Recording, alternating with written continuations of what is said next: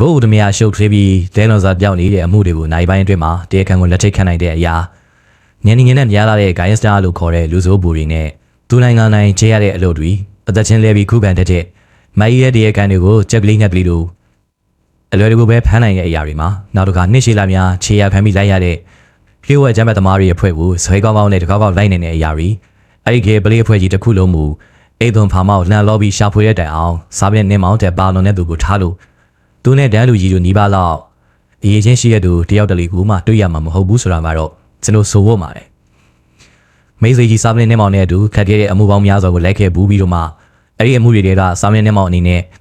လမ်းမမီလို့တရားခံမဖော်နိုင်တဲ့အမှုဆိုလို့တမှုမှမရှိခဲ့ပါဘူးကျွန်တော်အမိစေကြီးစားပြင်းနင်းမောင်းနဲ့အတူအမှုတွေကိုအတူတူလိုက်ခဲ့တဲ့အတွက်ကြောင့်မလို့တရားခံသိပြီးဖြစ်ပေမဲ့လည်းမစွန်စားရဲလို့လက်ရဖမ်းဆီးခြင်းမပြုတ်နိုင်တဲ့အမှုဆိုပြီးတော့လေတခုတလေမှမတွေ့ရှိခဲ့ရပါဘူးစားပြင်းနင်းမောင်း